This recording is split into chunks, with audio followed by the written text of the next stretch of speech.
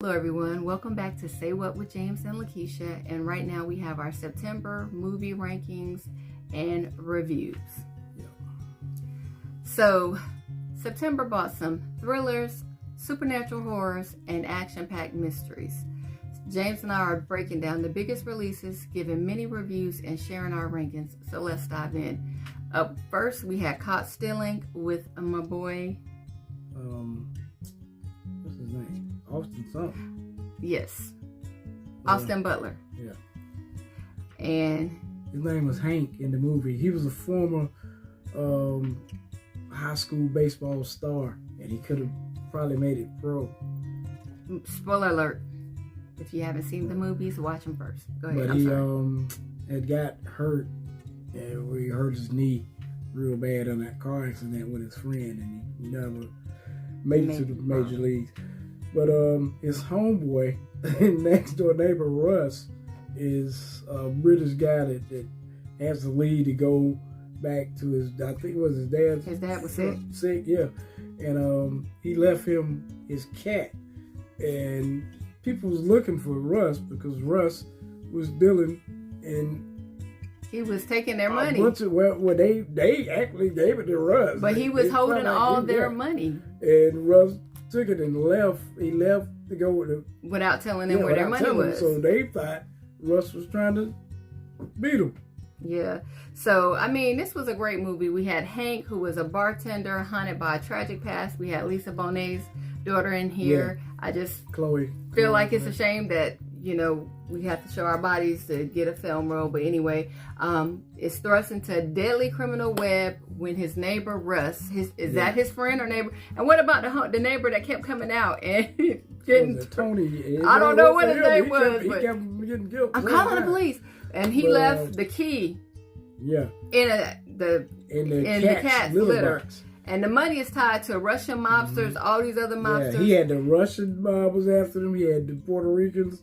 He had the crooked cops. Regina King was in there with a horrible accent, might I say. And the Hebrews, they called him. The Jewish guy. It was just crazy because the poor boy, he had to end up in the hospital after the beatings, and his girlfriend got injured, killed. They killed him. K-worded. And it was a series of chaotic encounters. Now, you could not be my friend and leave me in this mess, Russ. Mm-hmm. And Hank navigates betrayal, murder.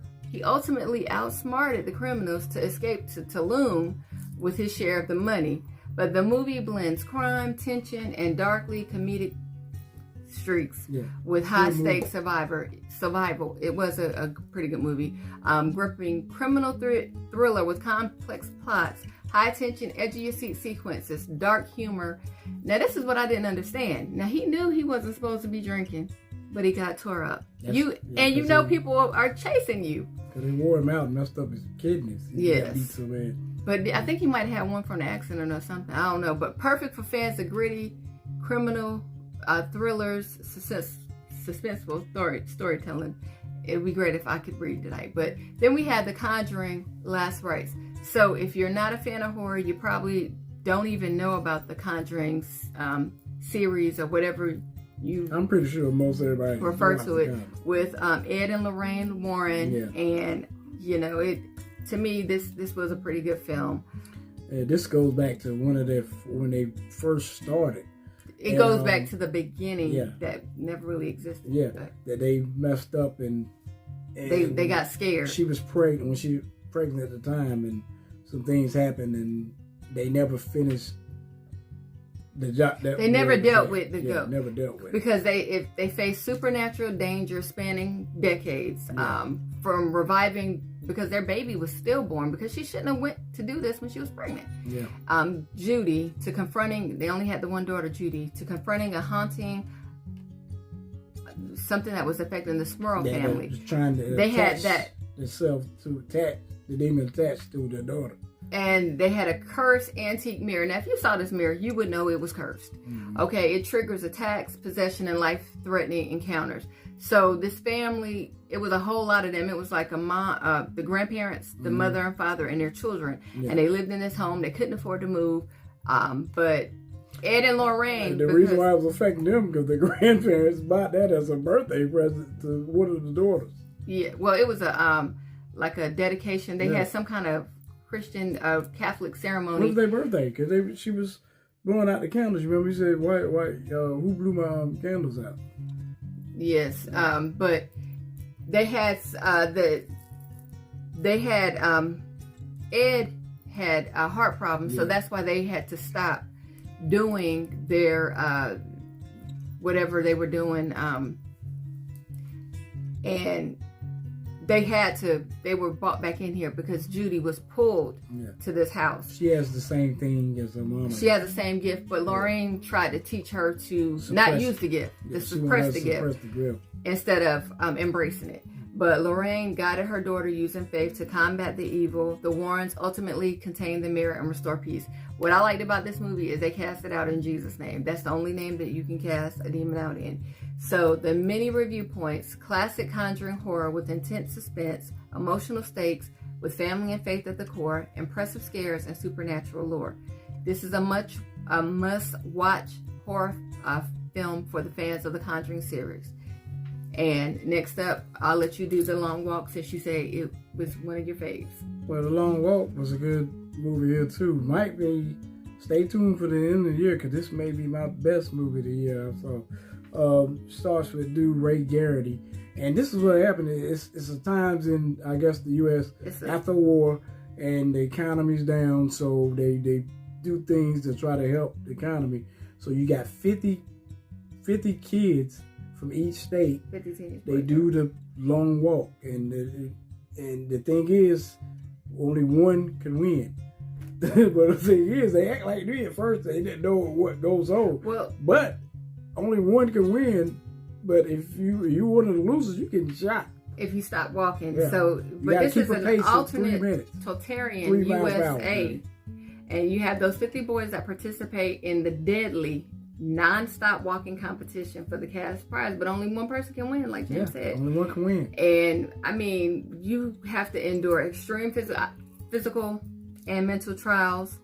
They form bonds and moral dilemmas with only one survivor. And the story accumulates in revenge, resilience against oppression and authority.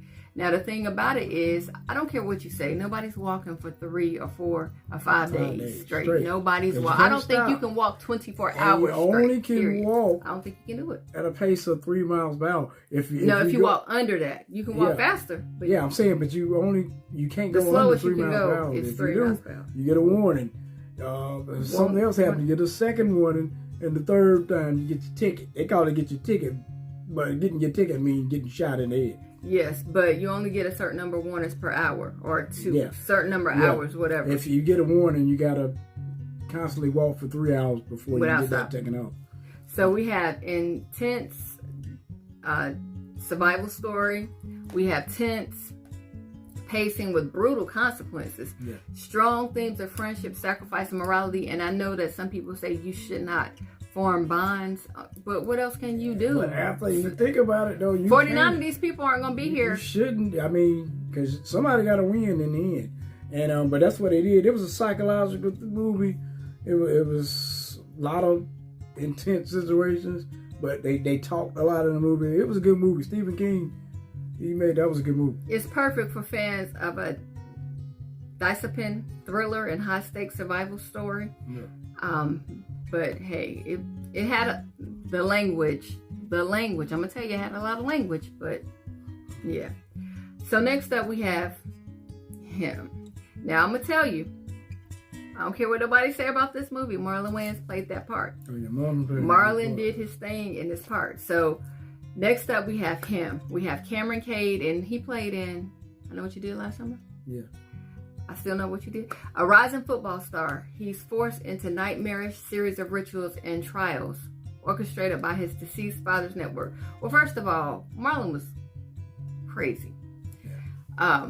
And when I first got there, because before that happened, Cameron had a head injury. He had gotten hurt. Yeah, he got hurt. The thing is, the whole thing was, the metaphor was that they can show you how these owners could, when you're at the top, you're at your top. You get injured or something, or you don't have it like you used to, they can pretty much do away with you. But the thing was, they had Cameron Cade in line to be the next. He was next in line. Be him. He was going to be the next guy. Like Marlon was him. And Marlon was playing for 40 years? Yeah, Marlon played for I don't know how long. He had already won 7 championships. And he won a total of 8 championships. He had won 6. And he had broke his leg so bad that the bone was out.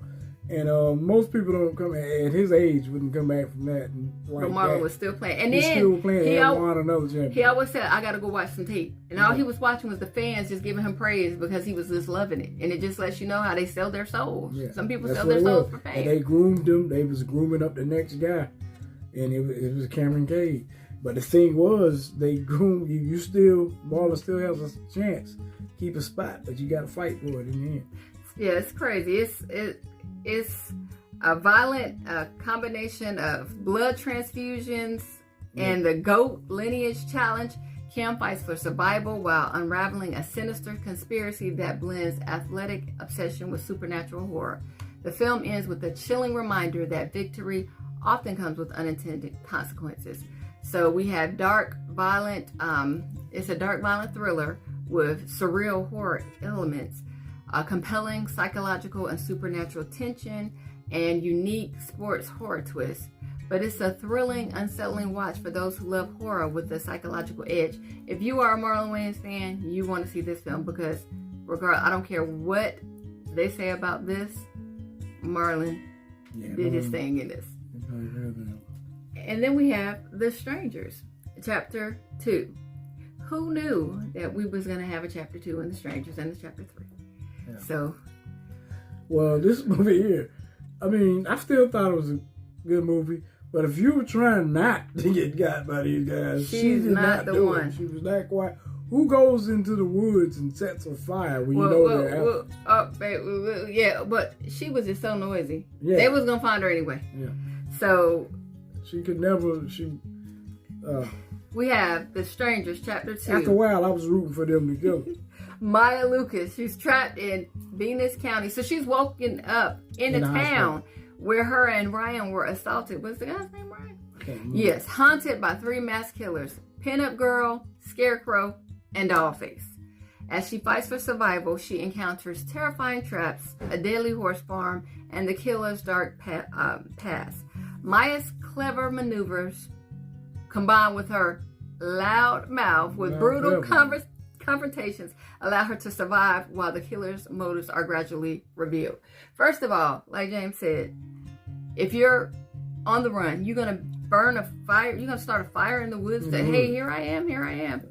And then the wild boar scene. She got attacked by a wild boar. And she's still alive. Everything happened to her and she was still alive. But I do say it goes back and to show how Dollface and them. It goes back. It's like show how they was crazy. She was crazy when she was young. It's like Scream 3, like Randy said. It goes back to the beginning to show something that never really existed anyway. So that's how I look at all these films when they start. In my opinion, The Strangers, the first Strangers, was the best Strangers, and they should have left it at that. But I understand we got to make money here. So we had that was the original Stranger. Yeah. That was the best one. Yeah, and just should have left it. Intense slasher horror with suspenseful sequences, a noisy female lead, notifying everyone where she was in the terrifying scenario. We had a mix of past trauma and present danger. Now, who wakes up in a hospital and they the only ones there? And then you still making noise and dropping your phone. So now what you've all been waiting for is September rankings. And when we ranked our movies, we forgot to add it's all good. So what did you have as number 5, James?